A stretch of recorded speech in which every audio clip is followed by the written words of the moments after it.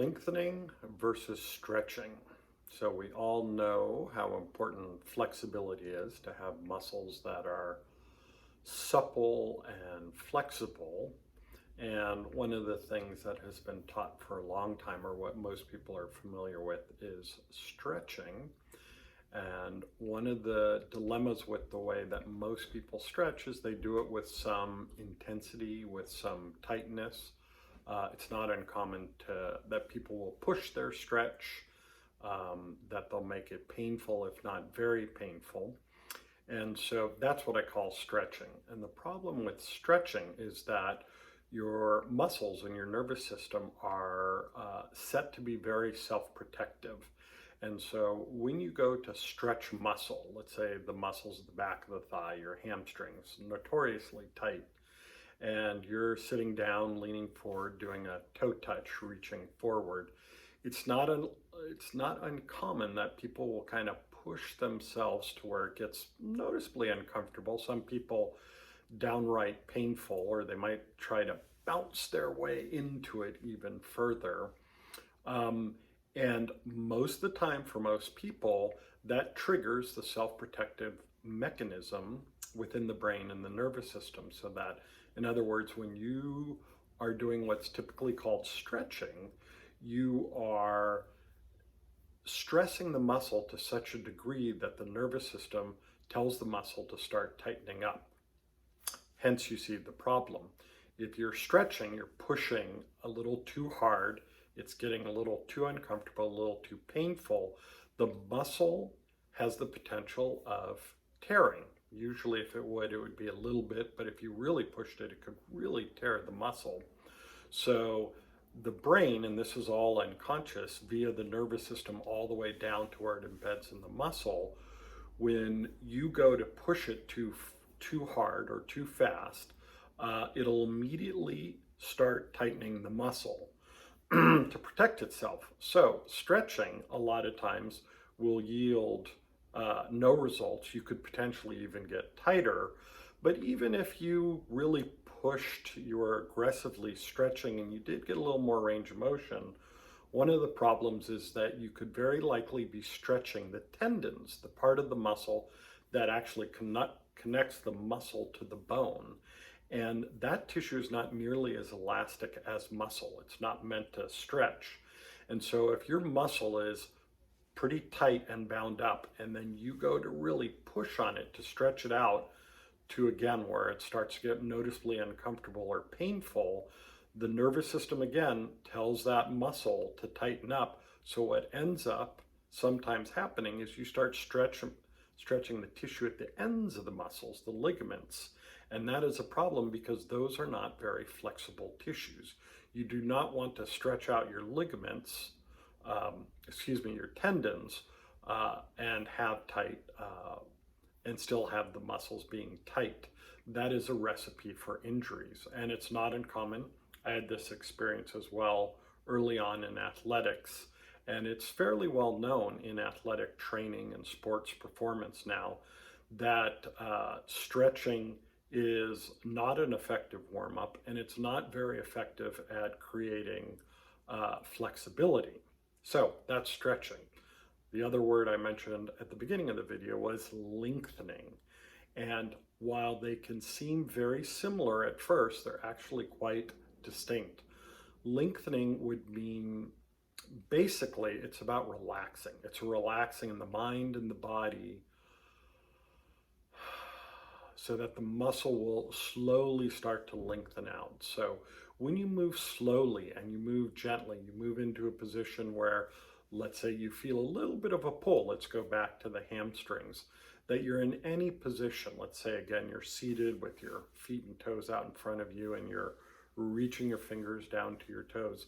If you start very slowly and you start to feel a mild stretch, no more, a very gentle stretch, and then you pause there, you close your eyes, and feel your breath for a few breaths, and you let yourself relax, you're able to get that muscle to soften a little bit. And it softens in a couple ways. One, because you're doing it so gently as opposed to stretching, you're not activating that self-protecting mechanism through your nervous system to tighten the muscle. So you're just being slow and gentle, which will allow the tissue, the muscle tissues themselves, to start to release and lengthen a little bit more, while not stretching your tendons, which again, as mentioned, you do not want to do.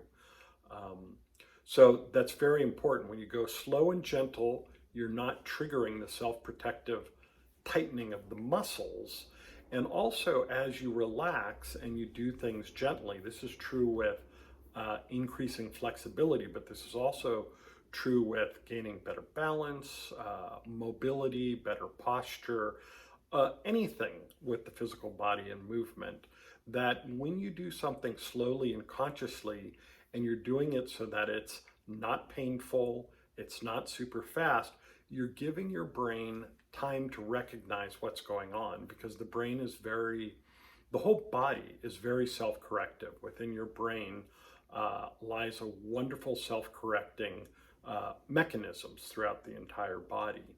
And so when you go slow, when you lengthen, which is just slow and gentle and easy, or you do any movements like you go into a squat, which is really good to stretch out the low back, and especially the calves and the Achilles tendon. But again, it's not so much stretching the tendon as the muscle above it.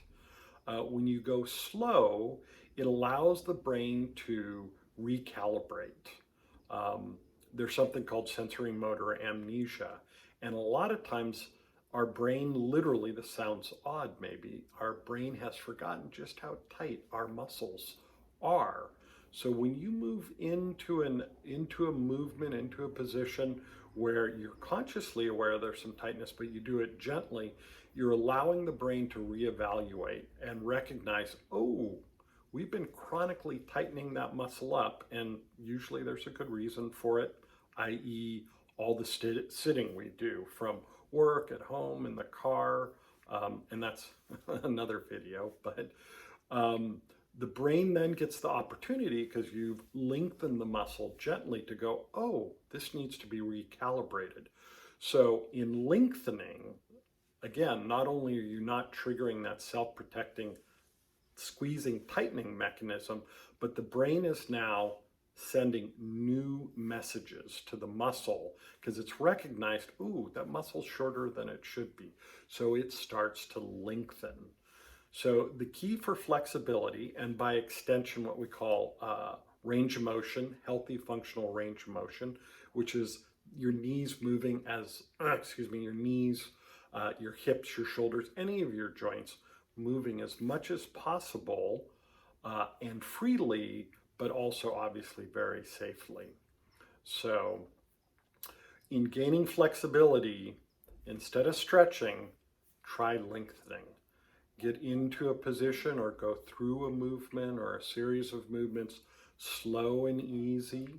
Feel a sense that you can feel that muscle. Maybe you do actually feel a little bit of a stretch occurring. And then you just relax and you ease into it.